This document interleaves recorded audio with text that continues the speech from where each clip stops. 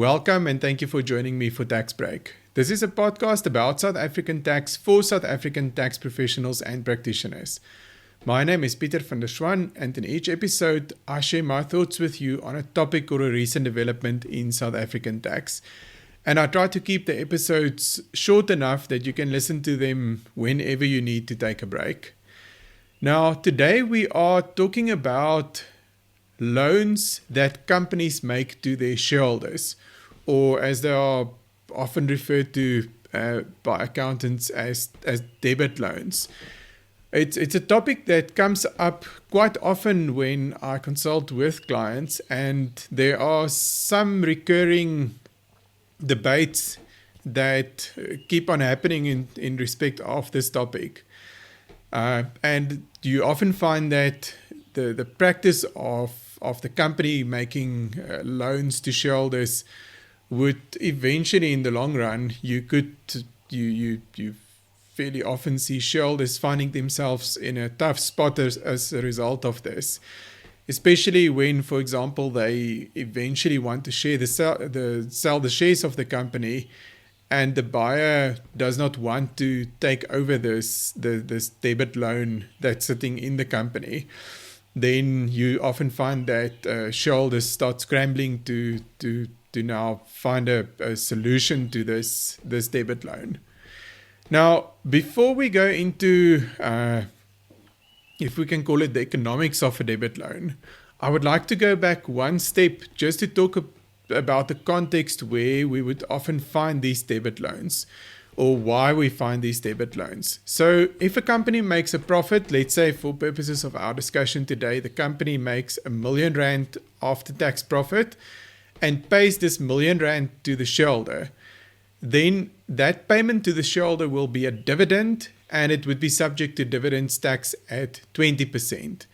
Now, an alternative to this, and it's something that I think many advisors and accountants recommend to their clients, or perhaps it's the shareholder who decides this himself, is that the shareholder can borrow the money from the company. So in other words, the money is not extracted from the company in the form of a distribution. It's an amount that the shareholder still owes the company, and the shareholder essentially just uses the company's money. So in that case, there is no distribution to the shareholder and there is no dividends tax.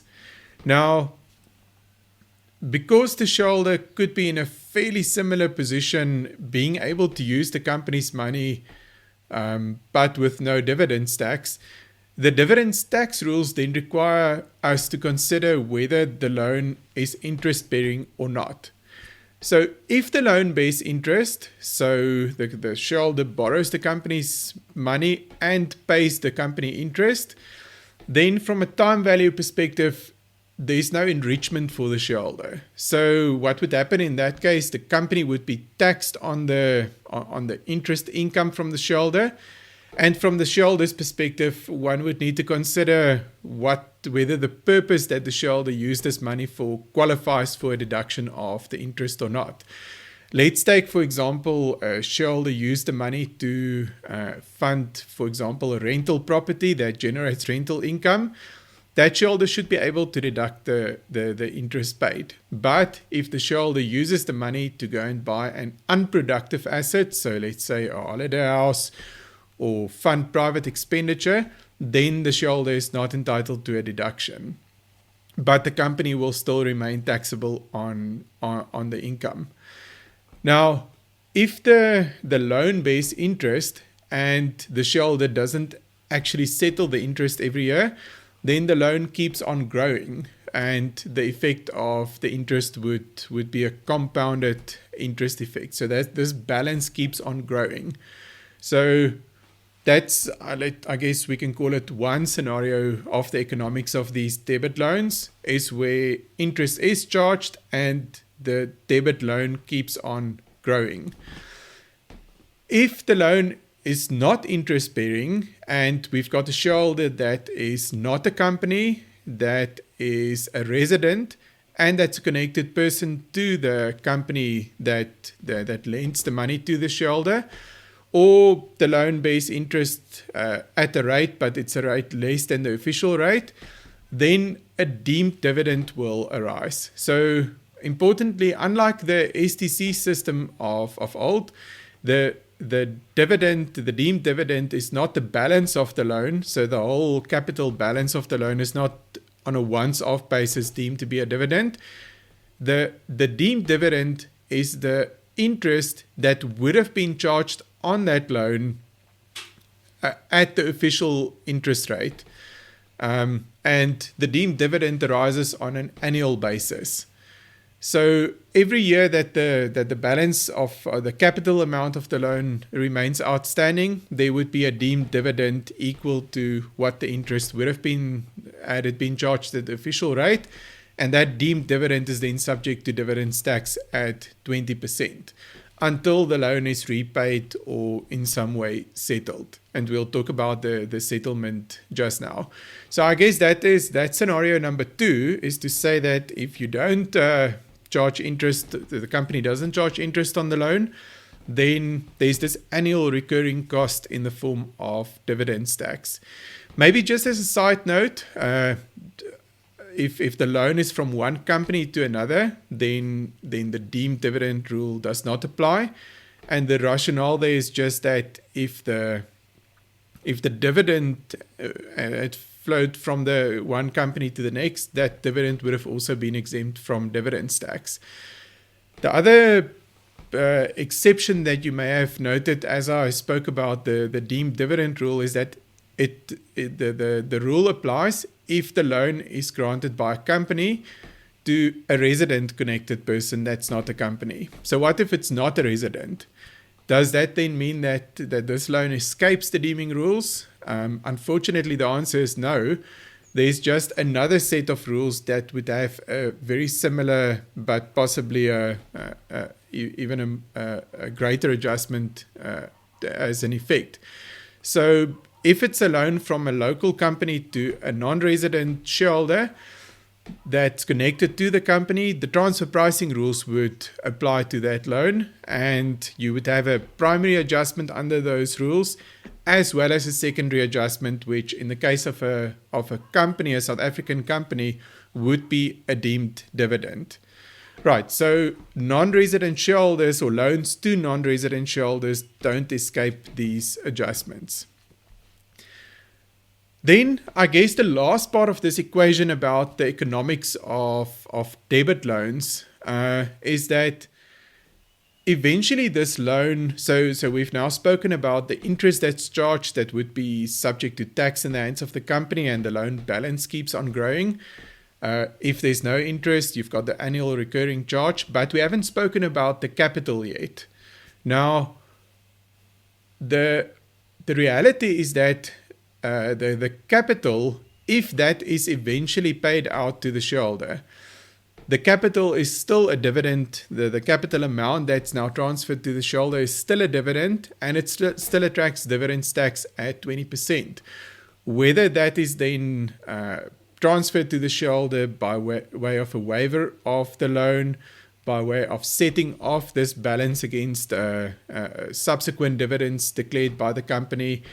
But I think the fact remains that eventually, unless the shareholder, of course, repays the loan, if that value permanently moves to the shareholder, that balance will still also attract dividends tax at 20%. So looking at the overall equation, then the point is firstly that if you that the shareholder will take a once-off amount, or will take an amount out of the company. If it's taken out as a loan, then the shareholder would only be able to use that amount once, in the way it would have been able to use the dividend as well.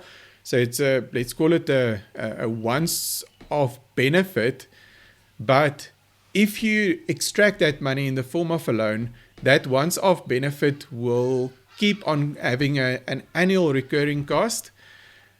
I think there's also perhaps another point that I want to mention. It's not explicit in the SARS guide, but there's definitely a a suggestion that one needs to also look carefully at these loans that remain outstanding for a very long time.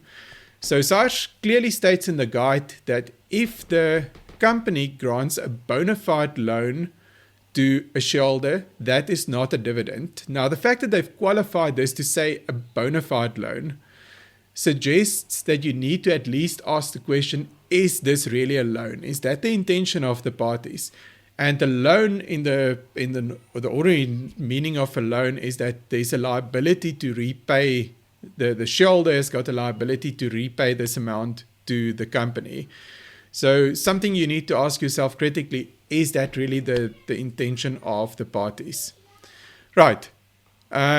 In closing, I think one can probably summarize to say that if the value is extracted immediately as a dividend out of the company, the R1 million in my example, there would be dividends tax to consider.